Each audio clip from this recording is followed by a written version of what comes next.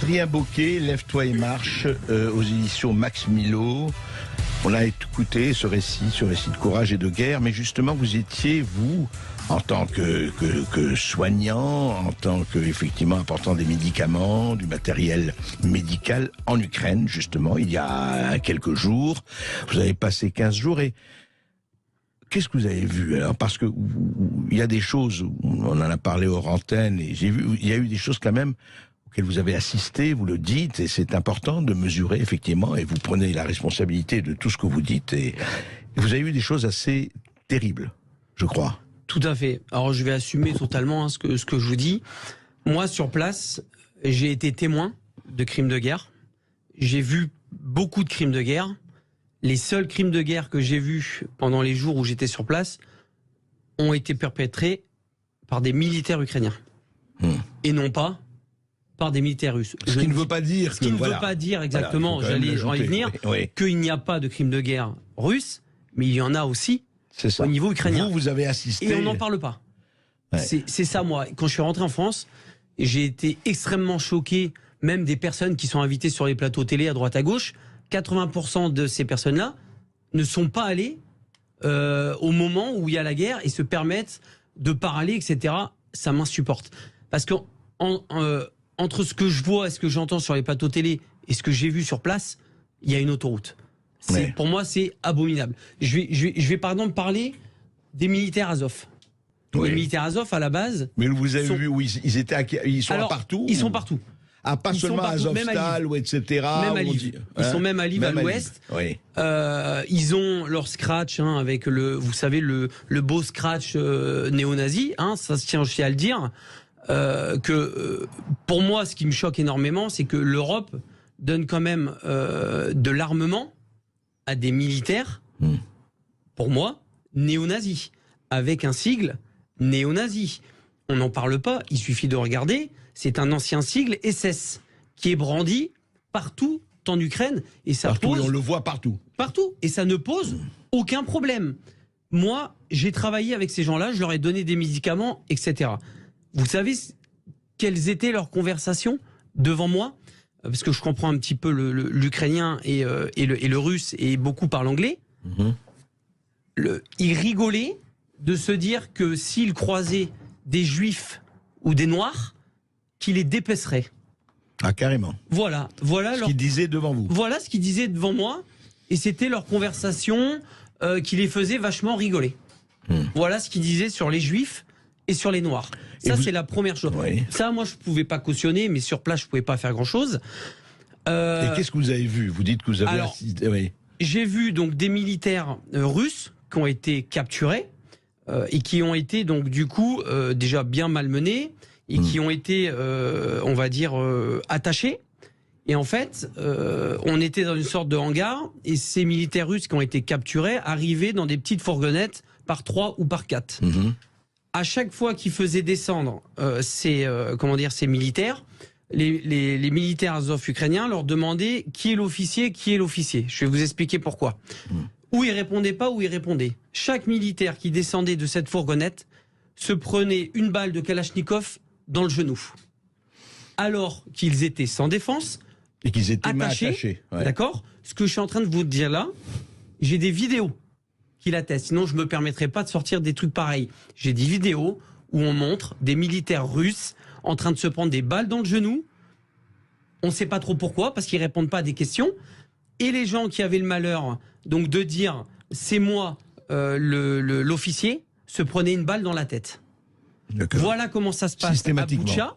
Voilà comment ça se passe en Ukraine, du moins pour le bataillon ukrainien Azov. Ils pourront dire ce qu'ils veulent. Moi, j'étais là, j'ai vu ce qui s'est passé.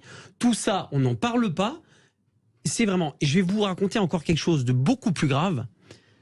Vous avez des bombardements tout le temps, on voit la télé, etc. J'ai vu donc des journalistes américains. Il y a des bombardements qui atterrissent dans un petit parc que vous avez dû voir à côté de Boutcha, entre Boutcha, à l'est de Boutcha. D'accord. Et ces Américains donc font une vidéo et disent, ben voilà, c'est les bombardements russes, ça atterrit dans un parc, c'est inadmissible et tout. Je vais les voir, je dis, mais pourquoi vous dites ça, etc. et tout. Ah, on m'a dit, mais c'est pas grave, ça fera des images. Et vous savez ce que c'était, ces bombardements? En fait, vous avez des petits obus. Donc vous aviez, si vous voulez, une cible qui était russe à l'époque, il y a quelques semaines, et vous aviez donc une équipe d'Azov avec qui j'étais, qui était en train de régler donc des petits mortiers pour envoyer des obus qui se règlent, si vous voulez, avec des petites à la main, d'accord? Et en fait, ça avait été mal réglé.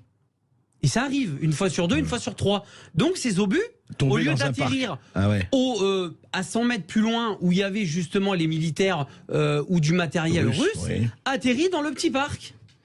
Et on fait passer ça pour des bombardements russes. Ouais. Au bout d'un moment, il faut arrêter. Et je vais vous rappeler une règle simple de la guerre. Vous avez par exemple les Ukrainiens, les Russes, qui se tirent dessus, d'accord? Je vous donne un exemple simple. Vous êtes en plein dans la ville, ils se tirent dessus, ils s'envoient des obus. Dans les deux sens. Si les Ukrainiens ratent leur cible, l'obus va atterrir où? Pas sur les Russes. Donc dans une maison ou dans un bâtiment ukrainien. Et la même chose, bien sûr, pour les Russes. Bien sûr. Pourquoi on ne parle pas de ça? Et donc tous les bombardements, toutes les bombes, tous les obus qui atterrissent à Boutcha, à Kiev, etc., c'est du russe. Il faut arrêter. Oui, il faut un petit peu réfléchir. Il y a des deux côtés, les crimes se font des deux côtés. Mais bien sûr, et encore autre chose. Et là, je vais enfoncer le clou, mais c'est pas grave, j'en assumerai les conséquences. J'étais à Lviv, j'étais à l'hôtel, il y a eu des bombardements.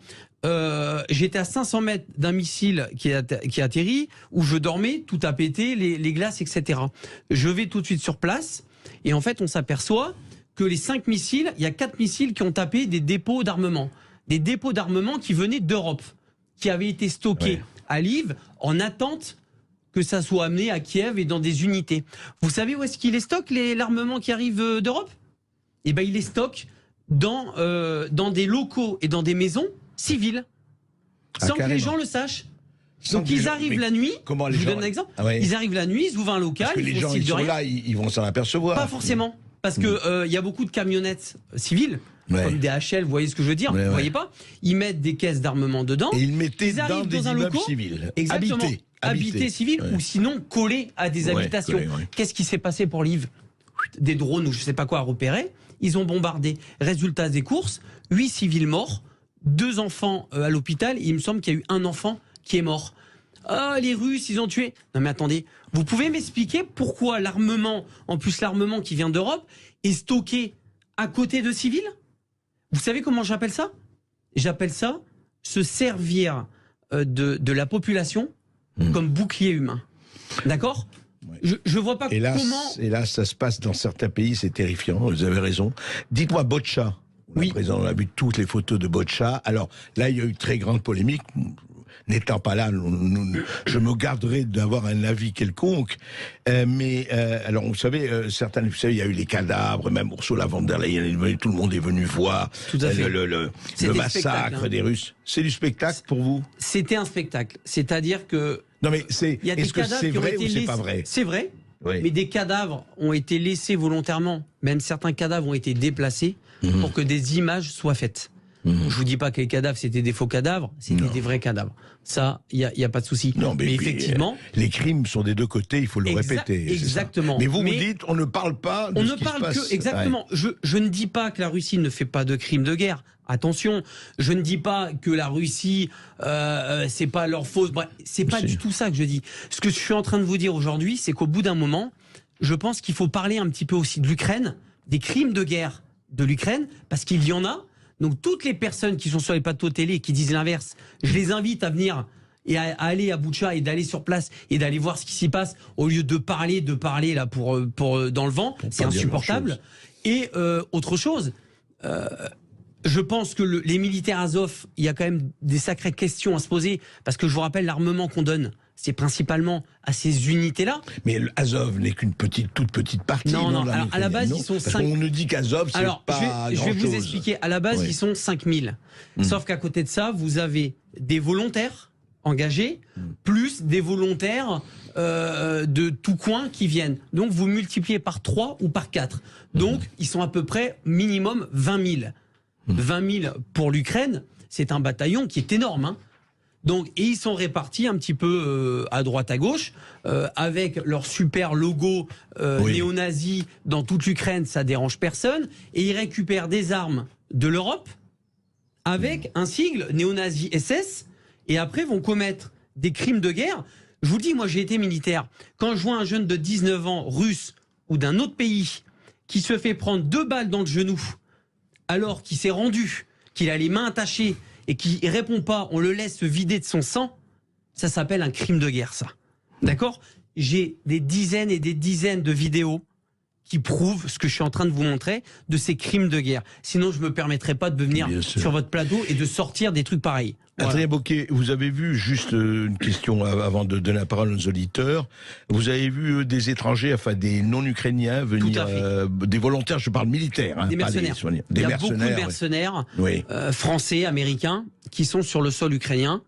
Vous dites mercenaires ou moi, volontaires parce que vous avez... militants? Parce qu'il y a peut-être des militants qui viennent par conviction. Les deux. Les deux, mais moi, j'ai vu surtout des groupements mercenaires, donc des groupements autonomes. C'est-à-dire que vous pouvez avoir 5-6 mercenaires américains, français, qui sont ensemble, qui ont des armes que l'Ukraine leur donne avec des autorisations, et ces gens-là font certaines choses sous ordre de certaines personnes en Ukraine, etc. Non, ça, c'est la réalité. Ça existe, oui. C'est c'est ce qu'on appelle, pour moi, des groupements mercenaires sous influence, quoi, d'une certaine manière. En tout cas, vous ne vous attendiez pas à voir ça quand vous êtes parti? Non, je m'attendais pas à ça, et surtout, je tiens à terminer, avant de revenir. Oui.